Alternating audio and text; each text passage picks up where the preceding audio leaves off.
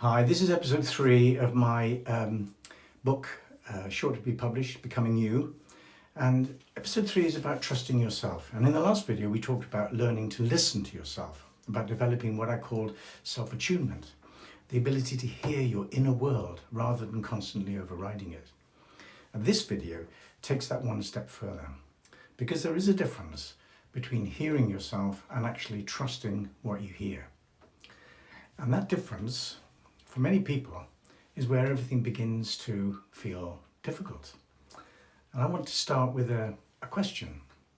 When you make a decision, whose voice do you trust most?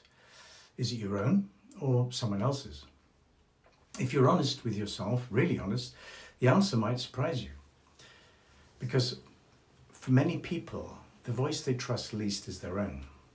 Not because they are unintelligent, not because they lack experience or wisdom or even good judgment, but because somewhere along the way, trust in themselves quietly disappeared.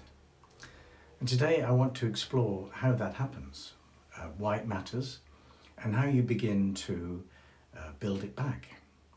And I want to make a distinction right at the start of this video, because I think it is one of the most important ideas in this entire series. Self-trust is not the same as confidence. Most people think they are, but they are not. Confidence is the belief that you can handle a particular situation. It rises and falls depending on the circumstances. It depends on skill, on preparation, and on experience. Self-trust is something deeper and something steadier than that. Self-trust is the belief that whatever happens, you will not abandon yourself, that you will remain present to your own experience, that you will not disappear from yourself when things become difficult.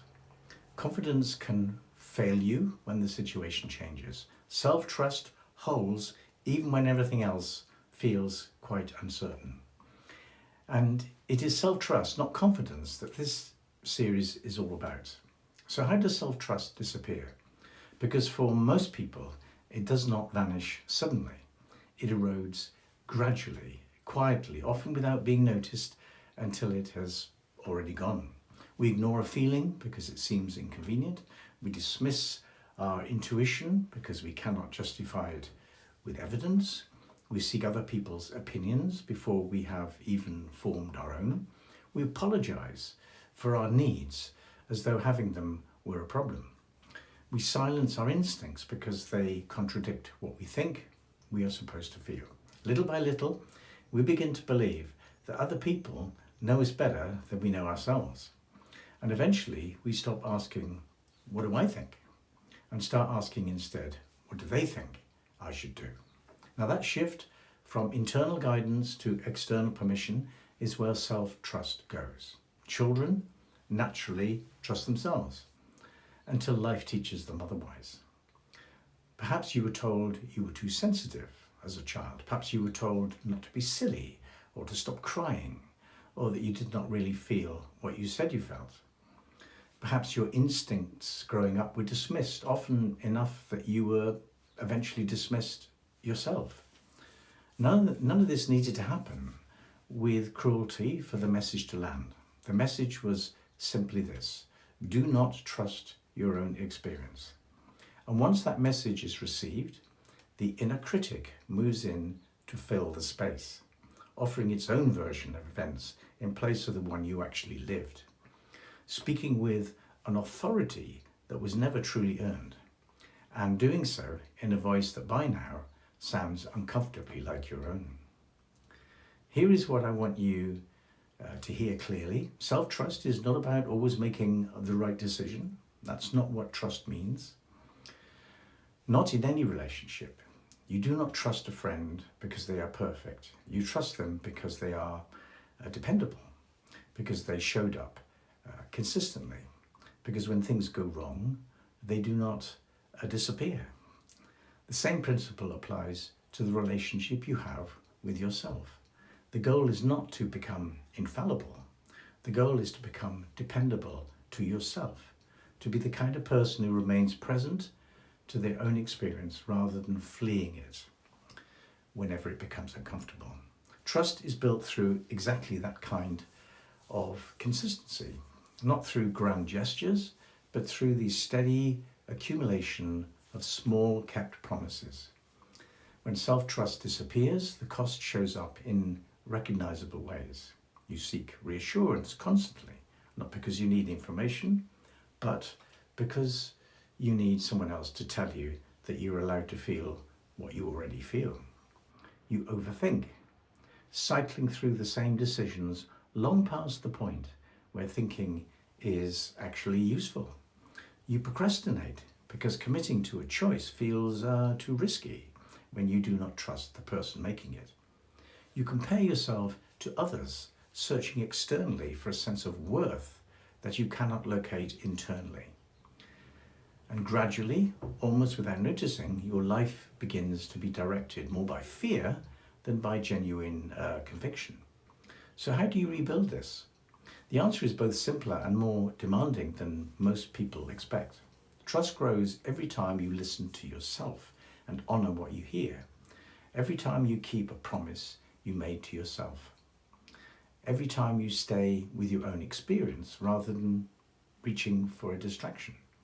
Every time you ask, what do I think, before asking, what does everyone else think? Think of it like any relationship. If a friend kept cancelling on you, kept overriding your feelings, kept telling you that what you thought and felt was wrong, you would eventually stop relying on them. The relationship with yourself works in exactly the same way. Consistency builds trust, and trust builds freedom. There is a beautiful and perhaps unexpected idea I want to leave you with. Self-trust develops when your inner child discovers that your inner nurturing parent is more reliable than your inner critic.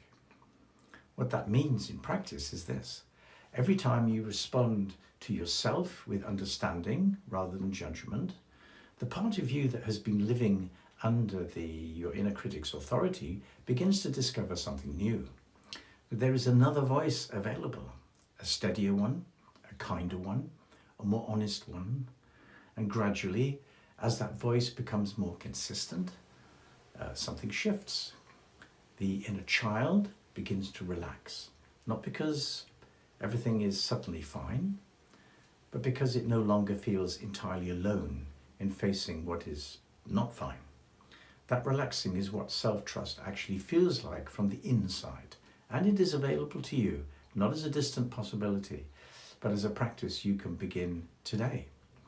So I want to leave you with one simple exercise to carry into your week. At the end of each day, ask yourself these questions. Where today did I trust myself? Where did I ignore myself? Did I reach for someone else's certainty before trusting my own? And what promise did I keep to myself today? What promise did I break? And finally, what one small promise can I keep tomorrow? These are not complicated questions. They are honest ones. And honesty with yourself, practiced every day, is where self-trust begins to grow. So in the next video, we explore what becomes possible when self-trust deepens into something even more fundamental. What it actually means to become your own safe person. And I hope you'll join me with that. I will see you then.